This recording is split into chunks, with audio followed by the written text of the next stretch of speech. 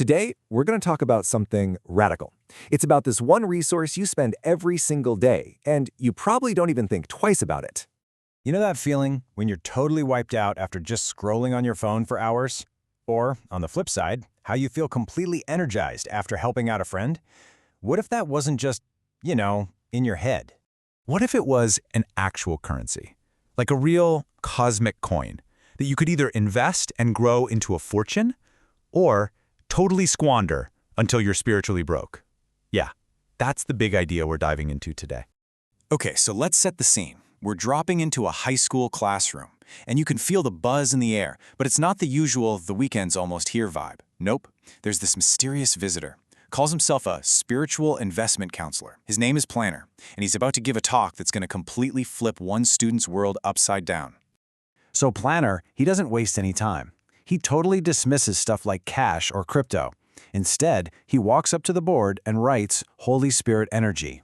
And his whole argument is this: that energy, this light, is basically a daily loan we all get from the Creator. And it's the only thing, the only asset that has any real, lasting value.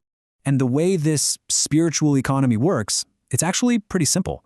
When you put your energy into good things, virtues, like being kind, learning something new, having some self-discipline, that energy gets deposited into what he calls your mystic bank account, and it grows. It earns interest and turns into actual power. But if you waste it on vices, anger, addiction, you name it, that energy becomes a debt. It turns into negative karma, and just like a credit card, it starts racking up penalties. So, you can probably guess what happens next, right? Not everyone in the class is just nodding along. In fact, 3 students push back immediately. And their arguments? They're basically the top 3 ways we all try to justify wasting our own energy. First, you've got Diesel. He's the hedonist. His whole philosophy is super simple. If it feels good, do it. He thinks his energy is his to spend however he wants, right now, whether that's on video games or getting high. And he's totally convinced that, bad stuff, consequences, that's for other people, not him. Planner calls this out right away. He calls it the I am the exception fallacy. And I love this line he uses. He says, Diesel treats his soul like a rental car you don't have to return. But here's the thing, that spiritual debt, it doesn't just vanish. Okay, next up is Abby, and she is not having it. She thinks this whole system is totally unfair. She's like, wait a minute, spiritual worth shouldn't be something you have to earn. It should be a basic right, kind of like a spiritual universal income or something. And Planner has a name for this one too, the fallacy of fairness. See, Abby's basically just sitting around waiting for some kind of cosmic bailout that's never going to come. She thinks her spiritual debts should just be wiped clean because, hey, the system isn't perfect. But that way of thinking just keeps her stuck, waiting. And last but not least, we have Rev, the nihilist. He's the guy who's above it all. To him, everything, pain, pleasure, spiritual debt, investment, it's all just a mental construct, an illusion. So his question is, why even play a game if it's rigged? He just wraps himself up in this armor of I don't care. So what's really going on here?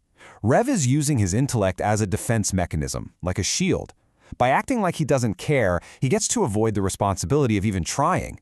He probably thinks he sounds super wise, but deep down, he's just afraid to play the game, and maybe fail. But while these 3 are busy poking holes in the whole idea, there's one student, Evan, who's actually listening. And for him, it's starting to click. He sees it's not just about being good or bad, it's about mechanics, like physics. And then he asks the question, the one that cuts through all the noise and changes the entire conversation. And Planner's answer? Whoa, it is powerful. He says the return on this investment, this cosmic coin, isn't about some reward you get way off in the future. It's about freedom, right here, right now. It's the capital you need to gain power over your own world instead of letting it control you. It's about becoming the majority shareholder in your own destiny. I mean, wow. So the bell rings, class is over. We head to the cafeteria, and this is where things get really interesting. Because that abstract idea from the classroom, it's about to get very, very real for Evan. So picture this, the normal chaos of the high school lunchroom just fades away into a low hum. And suddenly, Planner is right there next to Evan. But now he says his name is Lord Blue. And he tells Evan he's about to give him a gift, the ability to actually see the energy he was just talking about.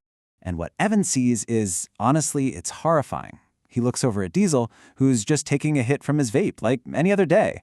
But now Evan sees it differently. With every single puff, a hole literally rips open in the bright aura around Diesel's chest. And his light, his currency, is just pouring out, feeding these shadowy, leech-like things that Lord Blue calls the beasts of addiction. Then he looks at Abby. She's over there complaining about a bad grade.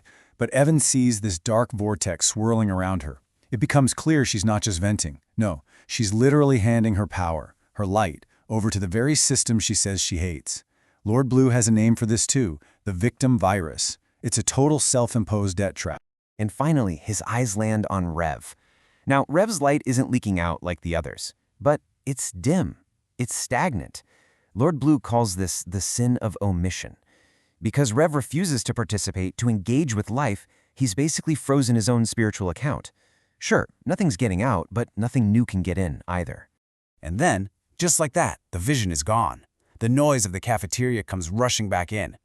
Evan is completely shaken up, as you can imagine. But now, he sees the world in a whole new way. And his first big test, it's coming at him, right now. Diesel walks over and offers him the vape. "Here, man, take a hit," he says, takes the edge off. But Evan, with that image of those shadowy leeches burned into his brain, just says, "No, I'm good, I'm saving up." His voice is steady. It seems like a small thing, but it's a huge deal.